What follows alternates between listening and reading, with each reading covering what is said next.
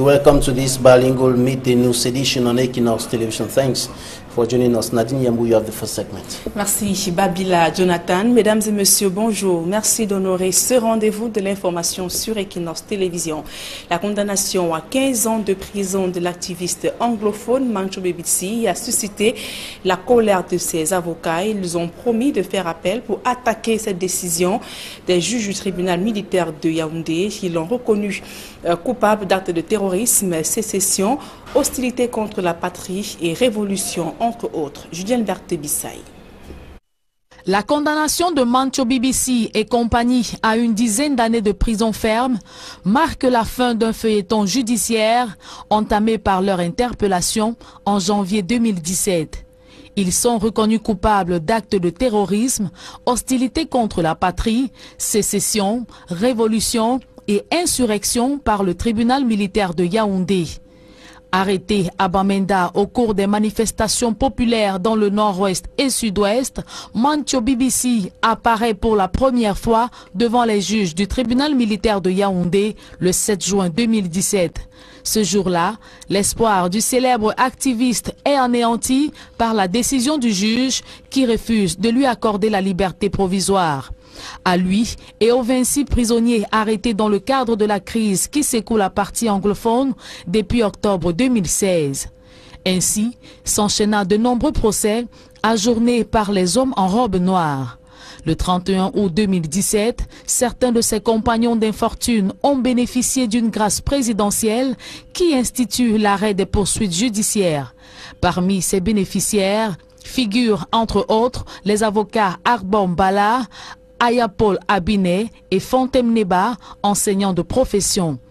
Mancho Bibisi et compagnie condamnés à des peines allant de 10 à 15 ans de prison ferme doivent payer une amende de 268 millions à l'État et à la partie civile. Sur cette peine jugée excessive, ces avocats ont promis interjeter appel. Après l'accalmie observée dans la région de l'extrême nord au lendemain des attaques perpétrées par le groupe terroriste Boko Haram, les populations déplacées retrouvent de plus en plus leur domicile et s'intéressent aux inscriptions sur les listes électorales. Néanmoins, la délocalisation des bureaux de vote n'est pas écartée lors du scrutin au cas où les poches de résistance persistent. Emmanuel Diop et Marcelin Gansan. Le crépitement des armes a certes cessé dans les départements du Mayo-Sava, Mayo-Tsanaga et Logon-Echari, qui ont été pendant longtemps la chasse gardée de Boko Haram. Pour autant, l'ennemi n'est pas encore totalement vaincu, puisqu'il sort de temps en temps la tête de l'eau pour attenter à la vie des populations, même si c'est de façon isolée. Une situation qui perturbe l'enrôlement des électeurs, dont certains sont obligés de quitter leur localité du fait des exactions des terroristes de Boko Haram. Il y a une partie qui est complètement délocalisée et qui se trouve quand même dans la ville de Kolofata. Nous effectuons des descentes sur le terrain. Ça n'a pas aussi empêché les électeurs de venir vers nous pour qu'ils puissent s'enrôler. Il n'y a qu'une petite partie où les gens sont délocalisés, mais qui jusqu'à présent, ils n'ont pas rejoint leur village d'origine. Avant, on allait jusqu'en montagne, jusqu'à Asigassia. Même durant ce temps, on n'arrivait plus à sortir. On a essayé de parler à la hiérarchie, que vraiment ça ne peut pas aller, donc on s'arrête juste à l'antenne pour enrôler. Bon, pour le moment, jusqu'à nos jours, nous sommes à l'antenne. On fait le tour souvent à Moscota. Voilà qui préoccupe la direction générale des élections, elle qui a le souci d'inscrire le maximum de personnes dans la perspective des échéances électorales qui pointent à l'horizon. Au moment où la situation était difficile, il avait été procédé à des délocalisations de certains bureaux de vote. Dès que la paix est revenue, spontanément, les populations ont regagné leur village. Nous procédons à ce que l'on appelle la relocalisation. Dans toutes les zones concernées, avec le retour de la paix, nous procédons à des vérifications pour que les bureaux de vote correspondent véritablement aux électeurs qui vivent dans le secteur. Des 3 régions du septentrion, seul l'extrême nord pose encore quelques soucis d'insécurité, d'où la nécessité de rester vigilant et prêt à parer à toute éventualité. Et en vue de garantir la réussite des échéances électorales dans les zones à risque, le directeur général de l'ECAM annonce une batterie de mesures à ce sujet. Écoutons Abdoulaye Babalé au micro d'Equinos Télévision. Nous rassurer d'abord que nos bureaux de vote sont dans des endroits eux-mêmes sécurisés. Et si la sécurité n'est pas suffisante, nous avons l'obligation de faire recours aux autorités administratives qui seules peuvent réquisitionner les forces de maintien de l'ordre. La deuxième mesure qui est prise est le contact permanent avec les autorités traditionnelles et religieuses qui suivent le mouvement de leur population et qui les encadrent de manière permanente.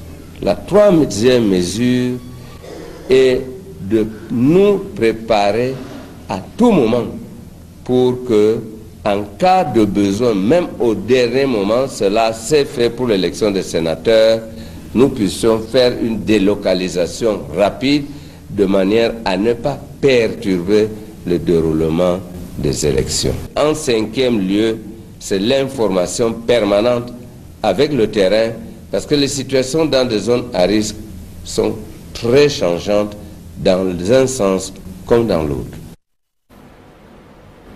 Et la candidature de Paul Biya à la présidentielle ne fait pas l'unanimité au sein du RDPC.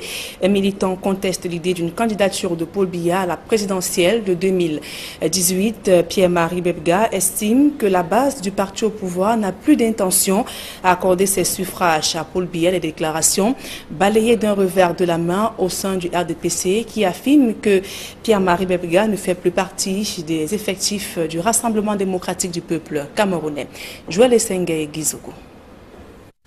L'éventuelle candidature de Paul Biya à l'élection présidentielle de 2018 fait du rififi au RDPC. Un militant de base du parti au pouvoir appelle le président du RDPC à ne pas se porter candidat à ce scrutin. Se présenter à cette élection est suicidaire pour lui. Sa candidature, la vraie base qui a toujours cru en lui, n'est plus d'accord avec lui. Nous le préférons comme patriarche, grand sage au niveau du Cameroun, de l'Afrique et même dans le monde. Pour le président de la section RDPC de Yaoundé 2, dans laquelle milite Pierre-Marie Bebga, ce dernier s'illustre une fois de plus par son agitation. Ce militant en question a l'habitude de s'agiter ainsi. Déjà depuis 2011, il a pensé remplacer notre chef de l'État à la tête de notre parti, on ne sait comment, ou par magie, et 3 années plus tard, il a démissionné. Il est parti au MRC. Il n'empêche, Pierre-Marie Bebga, pour conforter sa position, appelle le président du RDPC à se souvenir du sort qui lui avait été réservé par l'Ouest lors de la présidentielle de 1992. Qu'il se rappelle de 1992, où quand il disait, je cite, l'Ouest se fera avec le Cameroun ou ne se fera pas. Il a reçu un accueil très chaleureux, mais les résultats dans les urnes, c'était autre chose. Une issue loin d'être partagée par Luc Assamba, qui ne jure que par Paul Biya. Pour maîtriser 250 tribus dans notre pays, il faut l'homme qu'il faut, à la place qu'il faut. Il faut un charismatique pour maîtriser tout ceci et penser au développement du pays. Le président Paul Biya, à son âge, est l'homme de la situation. Dans le même temps, au RDPC, il est question de dénier à Pierre-Marie Bebga la qualité des militants de ce parti. Aujourd'hui, vous comprenez bien que c'était peut-être un indice de l'opposition, car sa bonne foi n'est pas prouvée, et pour nous, il n'est pas notre militant à ce jour. Et nous déclinons toutes les responsabilités que ce dernier peut poser à l'intérieur ou hors du parti. Pierre-Marie Bebga, lui, n'en a cure et répond que ceux qui se meuvent de ses propos ont en réalité pris le Cameroun en otage en mettant en avant la candidature de Paul Biya. Nous constatons au jour d'aujourd'hui que certains vautours et des rapaces se sont apparés non seulement de l'appareil du parti, mais du Cameroun, et veulent faire croire que c'est le président national du RDPC qui veut encore le pouvoir. De plus, indique-t-il, ils veulent aussi se mettre à l'abri des poursuites judiciaires. Il n'a pas le choix. Déjà, tous ont des convocations au tribunal criminel spécial. Donc, tous sont obligés de jouer ce jeu. Mais je leur dis, le temps de l'hypocrisie est terminé. Pensons au Cameroun. Vous savez, on ne joue pas avec le Cameroun. Voilà qui promet des empoignades entre Pierre-Marie Bebga et les soutiens inconditionnels de Paul Biya au RDPC. Et toujours en politique, le Social Democratic Front dénonce son musellement après l'interdiction d'une marche pacifique ce samedi dans la ville de Douala. Le Nourou Bello, le sous-préfet de Douala 3e, a interdit cette manifestation évoquant des troubles à l'ordre public. Fait le point dans ce reportage de Warren Zedou et de Xavier Foucault. Les préparatifs étaient avancés et les militants mobilisés pour commémorer par une marche sportive dans l'arrondissement de Douala 3e le 28e anniversaire d'existence du Social Democratic Front. Mal leur en a pris, cette marche n'aura finalement pas lieu. Nous avons été surpris hier vers les 16h-17h quand on nous appose le fait de non recevoir. Le sous-préfet nous a interdit la marche avec un fallacieux prétexte de que la plage horaire n'était pas indiquée, qu'il devait avoir trouble à l'ordre public. Donc, nous, on a très mal pris cela parce qu'en réalité, ce n'est pas en 28 ans que on va nous traiter d'irresponsables. Je peux mettre quiconque à défi. Pourquoi nous disent quelle est la marche du SDF qui est un jour dégénéré? Le but de cette mobilisation était, au dire du maire Diop Théophile Kouabnan, de montrer aux populations la grandeur de ce parti qui en 28 ans a fait un chemin assez élogieux. Le SDF considère cette décision d'interdiction comme un simple musellement de l'opposition. Pour moi, c'est un musulman qui ne dit pas son nom.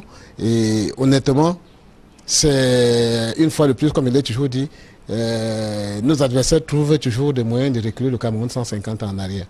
On nous aurait dû laisser marcher tranquillement, nous prenons nos responsabilités.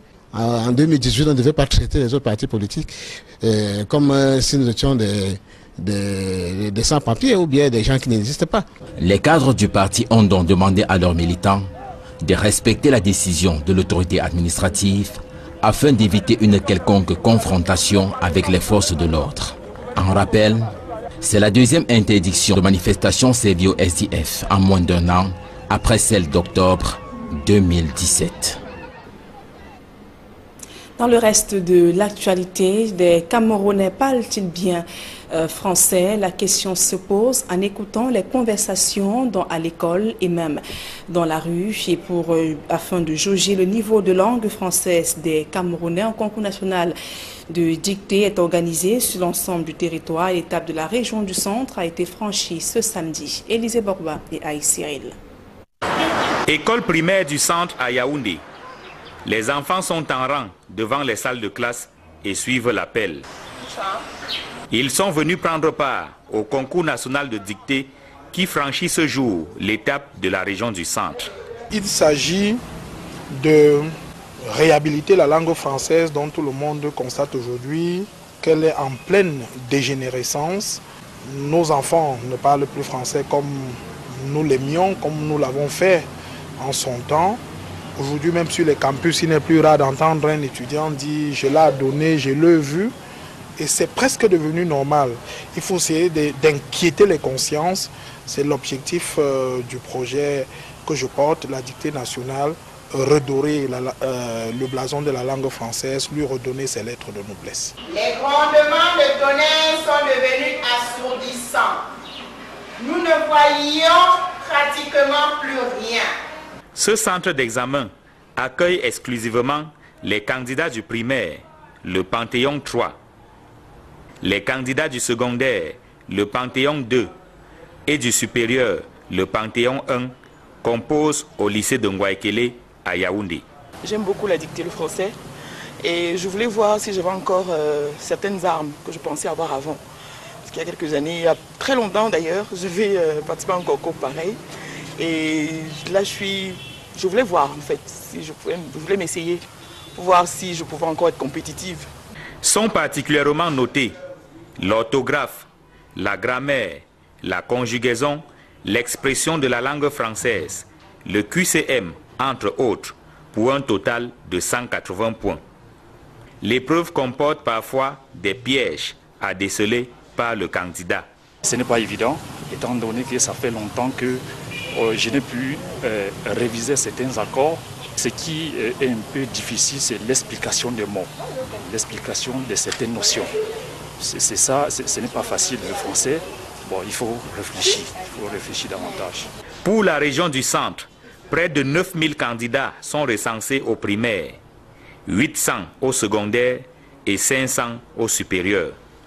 Au terme de la compétition dans les 10 régions, les meilleurs se retrouveront à Yaoundé pour la finale nationale au mois de décembre. Plus le temps passe, moins nous parlons vraiment la langue française et il faut encourager l'excellence en la matière dans nos écoles, dans nos collèges, nos lycées et nos universités. Nous avons commencé par le Sud qui a déjà ses meilleurs du Panthéon 1, du Panthéon 2 et du Panthéon 3. Aujourd'hui, nous sommes là pour dénicher les Mozart de la langue française du centre. Dans tous les départements, je l'ai dit, on compose au même moment. Après le centre, nous irons à l'est. Après l'est, ce sera le littoral, le nord-ouest, le sud-ouest, l'ouest. Et on finira par les 3 régions septentrionales du pays. En fin d'année, les meilleurs de chaque région vont se retrouver à Yaoundé pour le grand concours national.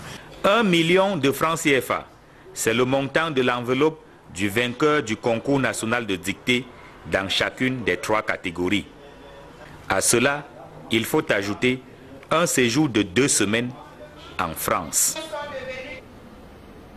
L'actualité sportive à présent et je vous livre les résultats des matchs de la 21e journée d'Elite One disputée ce dimanche sur l'ensemble du territoire national. Astre de Douala est tombé devant Bamboutos Club de Bouddha sur le score de 0 but contre 1. New Star a battu Unisport du Onkam 1 but à 0. Yon Sport a également pris le dessus face à APGS Nefou 2 buts à 1. Aigle s'incline devant Stade de Renard 0 but contre 1.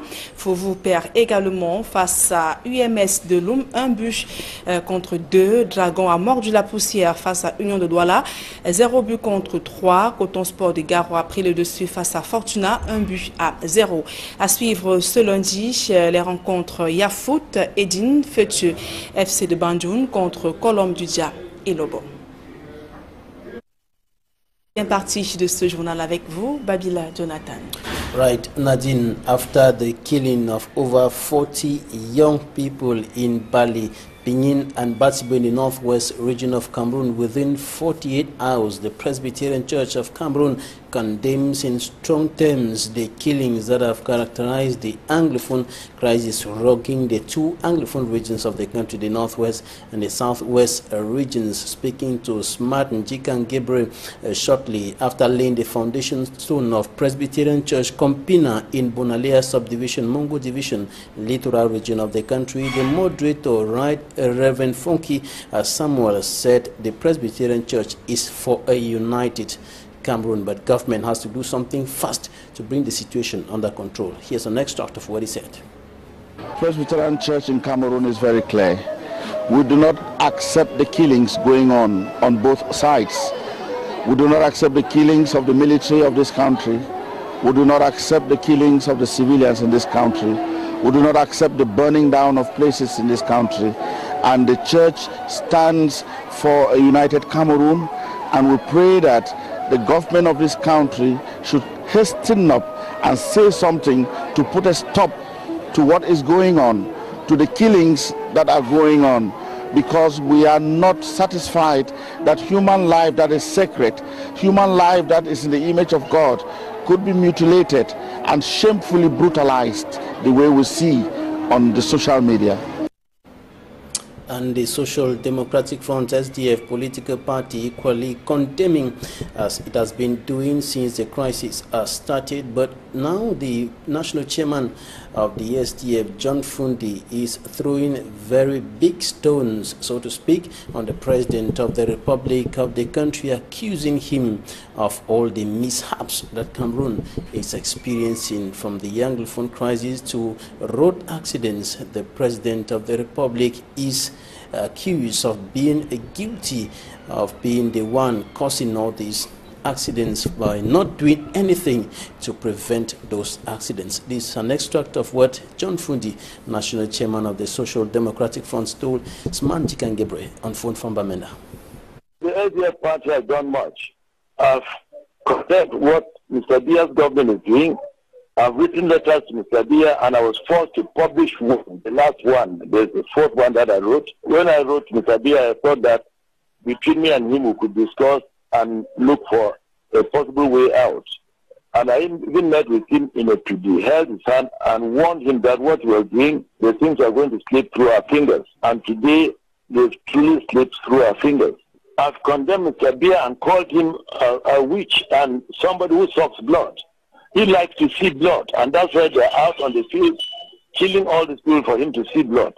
Either when his elections are coming, people are dying in motor accidents and other things, it's all blood. No, I'm going there now because I'm told they killed over 20 people in Pinyin yesterday.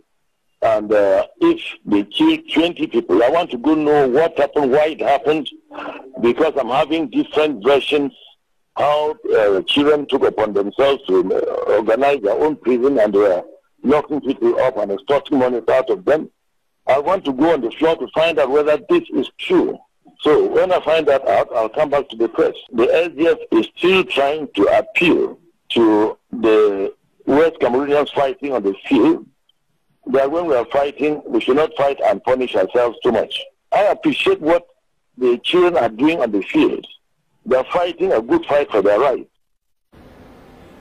And the party of John Fundi refused to celebrate its 28th anniversary in the Northwest and Southwest regions on the grounds that the party cannot be celebrating while the people of the two regions, particularly young people, are being killed. Some are being arrested indiscriminately and tortured, while many are missing. Others now living in the bush, and some seeking refuge. They are in their thousands seeking refuge in neighboring Nigeria. In the meantime, Mancho BBC and 6 other detainees of the Anglophone crisis now have been slammed jail sentences ranging from 10 to 15 years. These are verdicts that were handed down last Friday by the Yaoundé military court, and they were found guilty of rebellion and acts of terrorism. They have been behind bars for over 16 months, as Memi Mefo reports.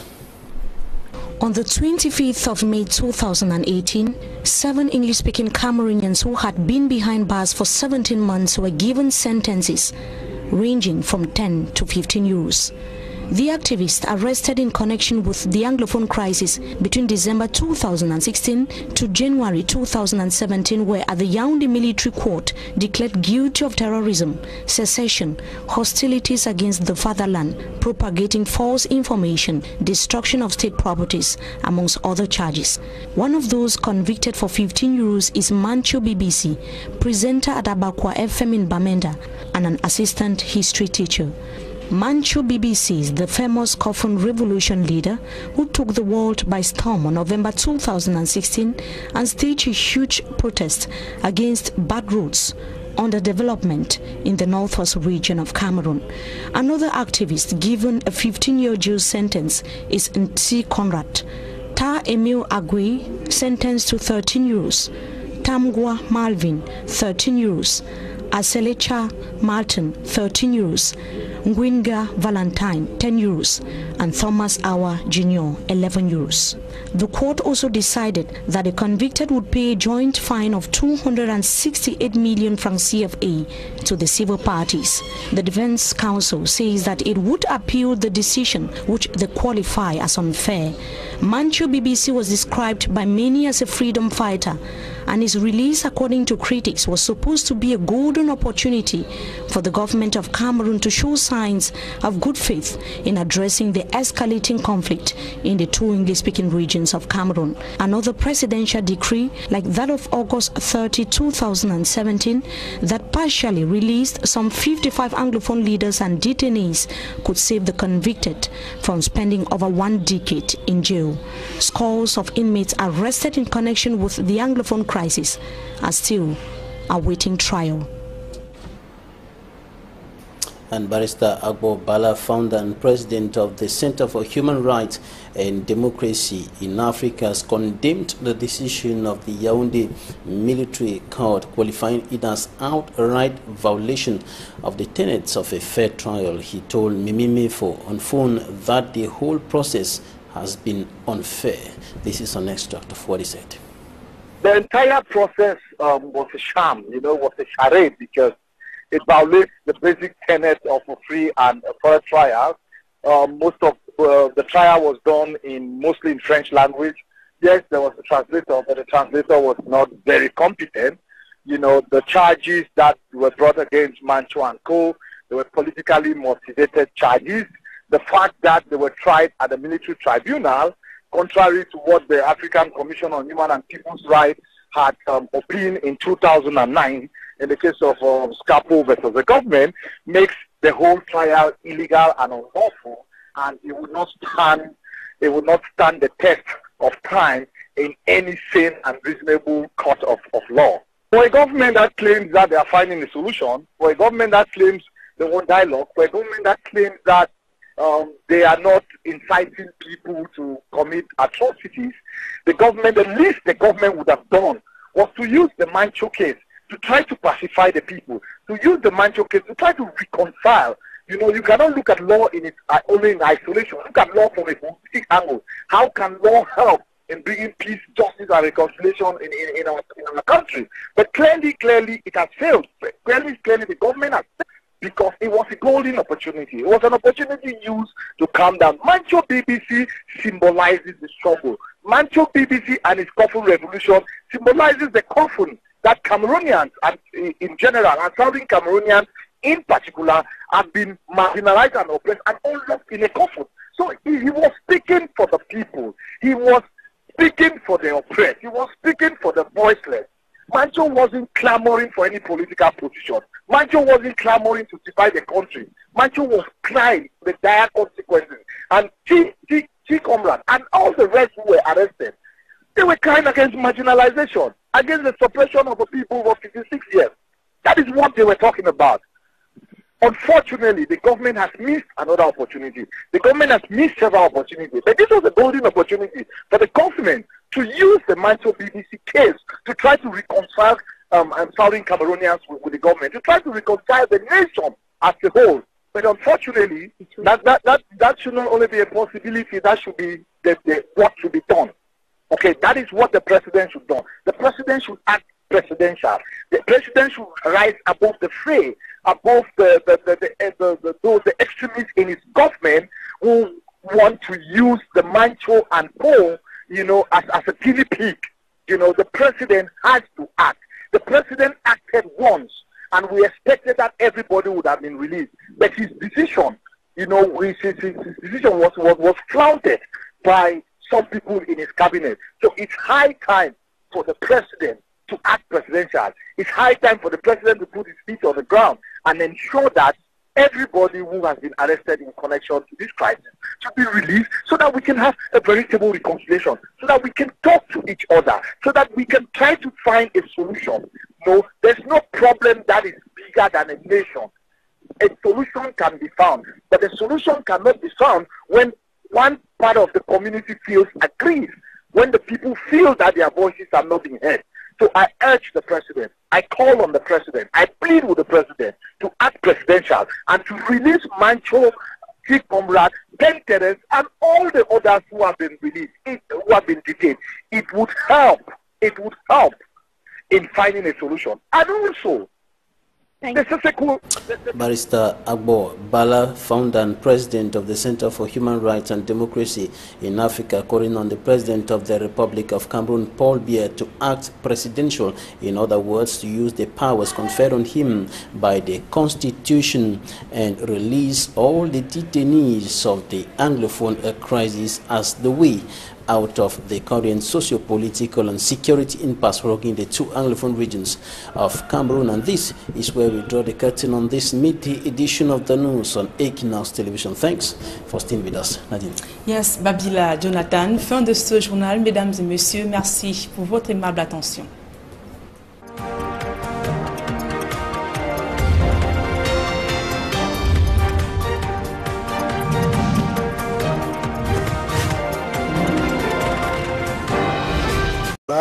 Le nord-ouest, le sud-ouest, l'ouest, et on finira par les trois régions septentrionales du pays. En fin d'année, les meilleurs de chaque région vont se retrouver à Yaoundé pour le grand concours national. 1 million de francs CFA, c'est le montant de l'enveloppe du vainqueur du concours national de dictée dans chacune des trois catégories. À cela, il faut ajouter un séjour de 2 semaines en France. L'actualité sportive à présent et je vous livre les résultats des matchs de la 21e journée d'Elite One disputée ce dimanche sur l'ensemble du territoire national. Astre de Douala est tombé devant Bamboutos Club de Bouddha sur le score de 0 but contre 1. New Star a battu Unisport du Oncam 1 but à 0. Yon Sport a également pris le dessus face à APGS Nefou 2 buts à 1. Aigle s'incline devant Stade Renard 0 but contre 1. Fauveau perd également face à UMS de Loum 1 but contre 2. Dragon a mordu la poussière face à Union de Douala 0 but contre 3. Coton Sport de Garo a pris le dessus face à Fortuna 1 but à 0. À suivre ce lundi les rencontres Yafoot, Edine, Fethieu, FC de Bandoun contre Colombe du Dia et Lobo. Bien parti de ce journal avec vous, Babila Jonathan.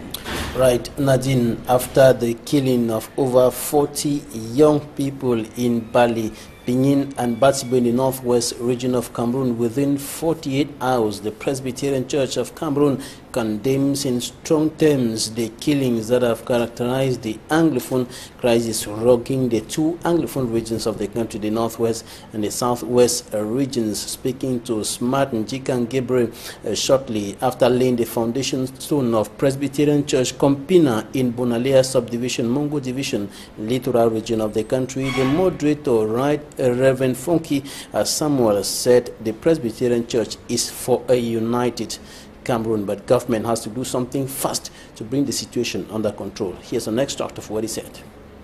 Presbyterian Church in Cameroon is very clear. We do not accept the killings going on both sides. We do not accept the killings of the military of this country. We do not accept the killings of the civilians in this country. We do not accept the burning down of places in this country.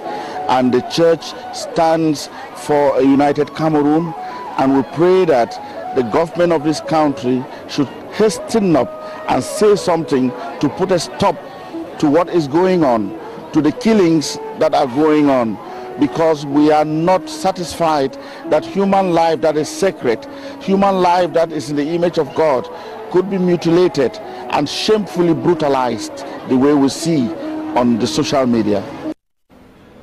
And the Social Democratic Front, SDF political party, equally condemning, as it has been doing since the crisis started. But now the national chairman of the SDF, John Fundi, is throwing very big stones, so to speak, on the president of the Republic of the country, accusing him of all the mishaps that Cameroon is experiencing, from the Anglophone crisis to road accidents. The president of the Republic is accused of being guilty of being the one causing all these accidents by not doing anything to prevent those accidents. This is an extract of what John Fundi, national chairman of the Social Democratic Front, told Smanji Kangebre on phone from Bamenda. The ADF party has done much. I've condemned what Mr. Biya's government is doing.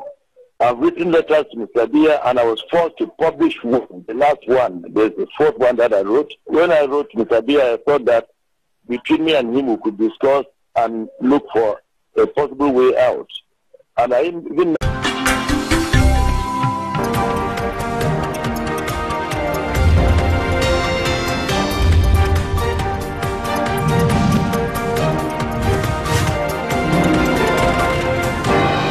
You're welcome to this bilingual Midday News edition on Equinox Television. Thanks for joining us. Nadine Yambou, you have the first segment. Merci Babila Jonathan. Mesdames et messieurs, bonjour. Merci d'honorer ce rendez-vous de l'information sur Equinox Télévision.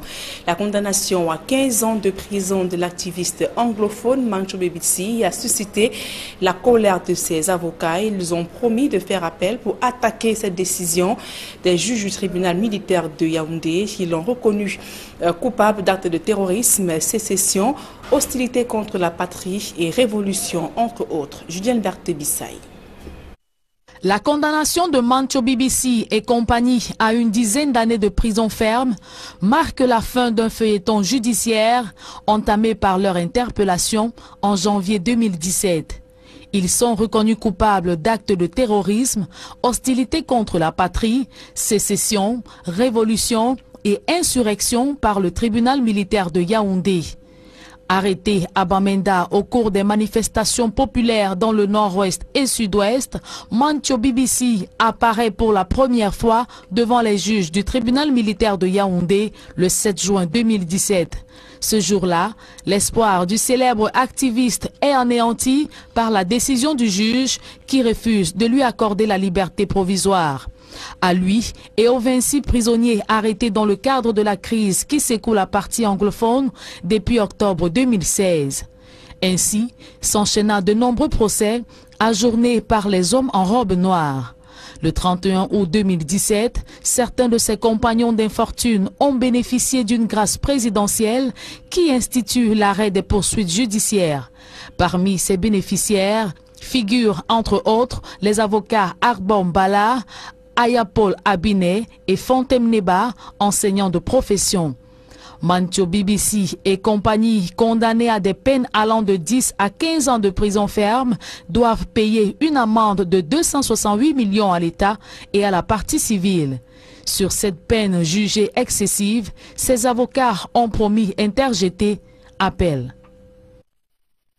Après l'accalmie observée dans la région de l'extrême nord au lendemain des attaques perpétrées par le groupe terroriste Boko Haram, les populations déplacées retrouvent de plus en plus leur domicile et s'intéressent aux inscriptions sur les listes électorales. Néanmoins, la délocalisation des bureaux de vote n'est pas écartée lors du scrutin au cas où les poches de résistance persistent. Emmanuel Diop et Marcelin Gonçalves.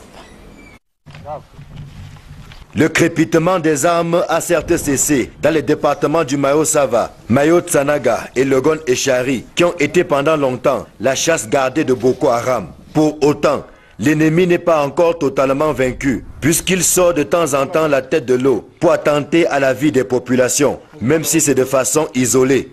Une situation qui perturbe l'enrôlement des électeurs, dont certains sont obligés de quitter leur localité du fait des exactions des terroristes de Boko Haram. Il y a une partie qui est complètement délocalisée et qui se trouve quand même dans la ville de Kolofata.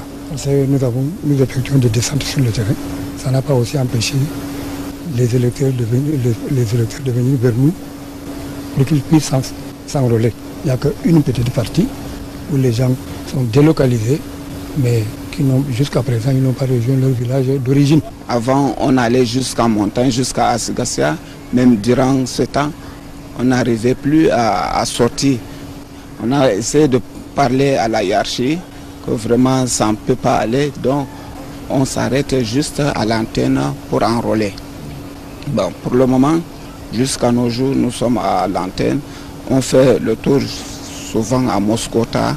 Voilà qui préoccupe la Direction générale des élections, elle qui a le souci d'inscrire le maximum de personnes dans la perspective des échéances électorales qui pointent à l'horizon. Au moment où la situation était difficile, il avait été procédé à des délocalisations de certains bureaux de vote.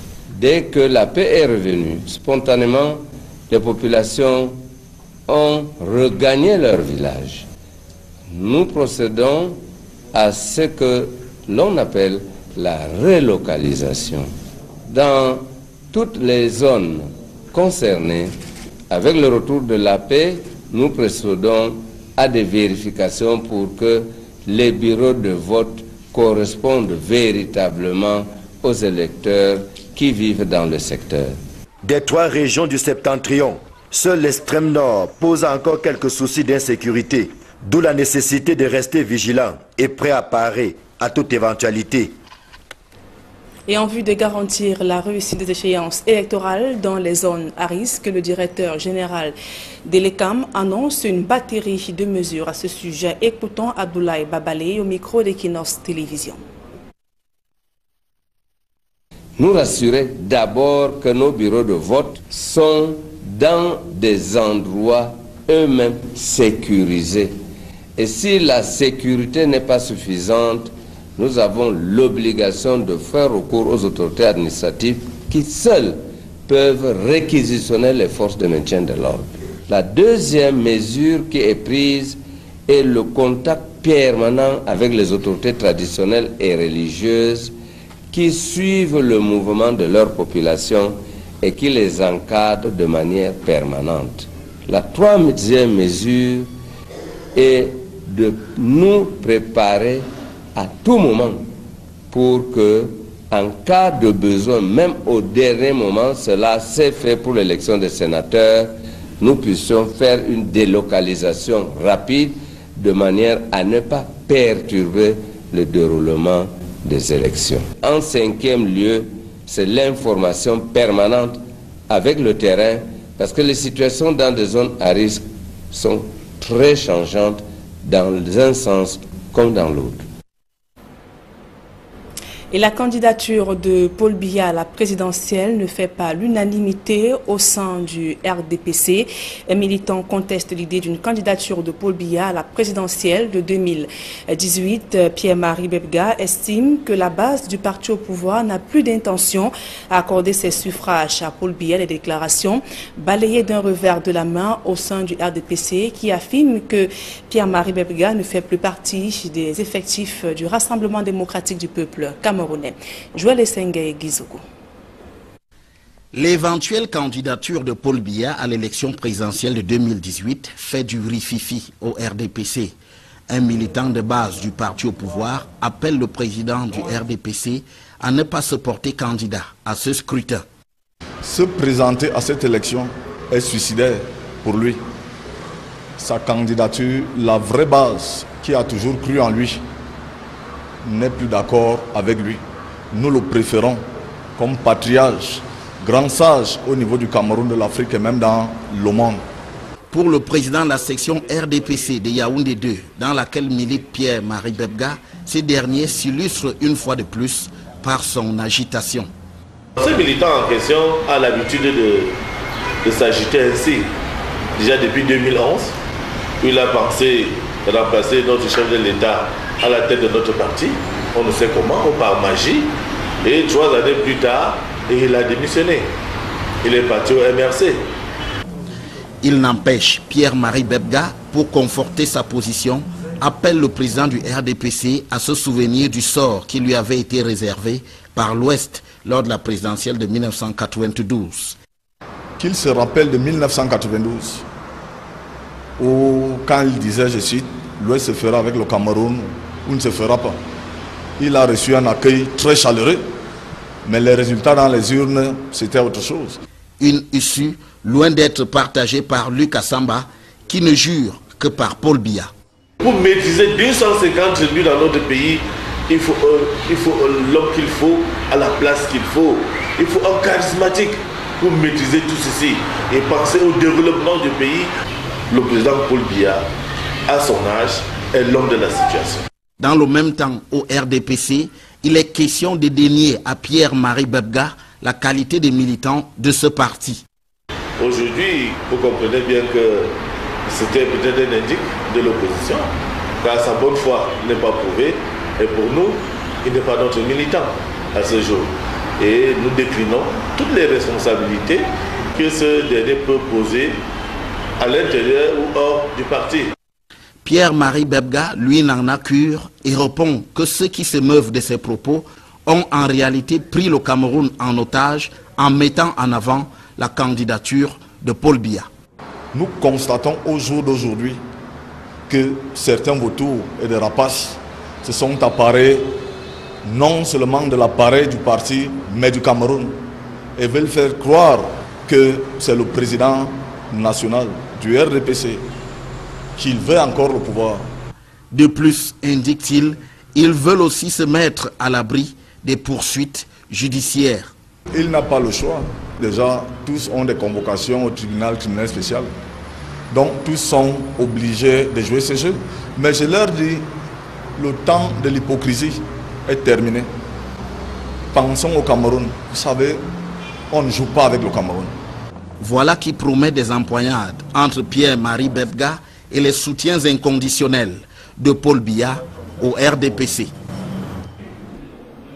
Et toujours en politique, le Social Democratic Front dénonce son musellement après l'interdiction d'une marche pacifique ce samedi dans la ville de Douala. Le Nourou Bello, le sous-préfet de Douala 3e, a interdit cette manifestation évoquant des troubles à l'ordre public.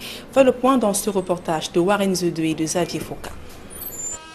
Les préparatifs étaient avancés et les militants mobilisés pour commémorer par une marche sportive dans l'arrondissement de Douala 3e le 28e anniversaire d'existence du Social Democratic Front. Mal leur en a pris, cette marche n'aura finalement pas lieu. Nous avons été surpris hier vers les 16h-17h quand nous appose le fait de non recevoir. Le sous-préfet nous a interdit la marche avec un fallacieux prétexte de que la plage horaire n'était pas indiquée, qu'il devait avoir trouble à l'ordre public. Donc, nous, on a très mal pris cela parce qu'en réalité, ce n'est pas en 28 ans que on va nous traiter d'irresponsables. Je peux mettre quiconque à défi. Pourquoi nous disent quelle est la marche du SDF qui est un jour dégénéré? Le but de cette mobilisation était, au dire du maire Diop Théophile Kouabna, de montrer aux populations la grandeur de ce parti qui, en 28 ans, a fait un chemin assez élogieux. Le SDF considère cette décision d'interdiction comme un simple musellement de l'opposition. Pour moi, c'est un musulman qui ne dit pas son nom. Et honnêtement, c'est une fois de plus, comme il est toujours dit, nos adversaires trouvent toujours des moyens de reculer le Cameroun 150 ans en arrière. On nous aurait dû laisser marcher tranquillement, nous prenons nos responsabilités. En 2018, on ne devait pas traiter les autres partis politiques comme si nous étions des sans-papiers ou bien des gens qui n'existent pas. Les cadres du parti ont donc demandé à leurs militants de respecter la décision de l'autorité administrative afin d'éviter une quelconque confrontation avec les forces de l'ordre. En rappel, c'est la deuxième interdiction de manifestation servie au SDF en moins d'un an après celle d'octobre 2017. Dans le reste de l'actualité, des Camerounais parlent-ils bien français? La question se pose en écoutant les conversations à l'école et même dans la rue, et afin de jauger le niveau de langue française des Camerounais. Un concours national de dictée est organisé sur l'ensemble du territoire. L'étape de la région du centre a été franchie ce samedi. Élisée Borba et Aïe Cyril. École primaire du centre à Yaoundé. Les enfants sont en rang devant les salles de classe et suivent l'appel. Ils sont venus prendre part au concours national de dictée qui franchit ce jour l'étape de la région du centre. Il s'agit de réhabiliter la langue française dont tout le monde constate aujourd'hui qu'elle est en pleine dégénérescence. Nos enfants ne parlent plus français comme nous l'aimions, comme nous l'avons fait en son temps. Aujourd'hui, même sur les campus, il n'est plus rare d'entendre un étudiant dire « je l'ai donné, je l'ai vu ». Et c'est presque devenu normal. Il faut essayer d'inquiéter les consciences. C'est l'objectif du projet que je porte, la dictée nationale, redorer le blason de la langue française, lui redonner ses lettres de noblesse. Les grondements de tonnerre sont devenus assourdissants. Nous ne voyions pratiquement plus rien. Ce centre d'examen accueille exclusivement les candidats du primaire, le Panthéon 3, les candidats du secondaire, le Panthéon 2, et du supérieur, le Panthéon 1, compose au lycée de Ngwaekele à Yaoundé. J'aime beaucoup la dictée, le français, et je voulais voir si j'avais encore certaines armes que je pensais avoir avant. Parce qu'il y a quelques années, il y a très longtemps d'ailleurs, je vais participer à un concours pareil. Et là, je voulais voir en fait, si je voulais m'essayer pour voir si je pouvais encore être compétitive. Sont particulièrement notés l'orthographe, la grammaire, la conjugaison, l'expression de la langue française, le QCM, entre autres, pour un total de 180 points. L'épreuve comporte parfois des pièges à déceler par le candidat. Ce n'est pas évident, étant donné que ça fait longtemps que je n'ai pu réviser certains accords. Ce qui est un peu difficile, c'est l'explication des mots, l'explication de certaines notions. C'est ça, ce n'est pas facile le français. Bon, il faut réfléchir davantage. Pour la région du centre, près de 9000 candidats sont recensés au primaire, 800 au secondaire et 500 au supérieur. Au terme de la compétition dans les 10 régions, les meilleurs se retrouveront à Yaoundé pour la finale nationale au mois de décembre. Plus le temps passe, moins nous parlons vraiment la langue française et il faut encourager l'excellence en la matière dans nos écoles, dans nos collèges, nos lycées et nos universités. Nous avons commencé par le Sud qui a déjà ses meilleurs du Panthéon 1, du Panthéon 2 et du Panthéon 3. Aujourd'hui, nous sommes là pour dénicher les Mozart de la langue française du centre. Dans tous les départements, je l'ai dit, on compose au même moment. Après le centre, nous irons à l'est. Après l'est, ce sera le littoral.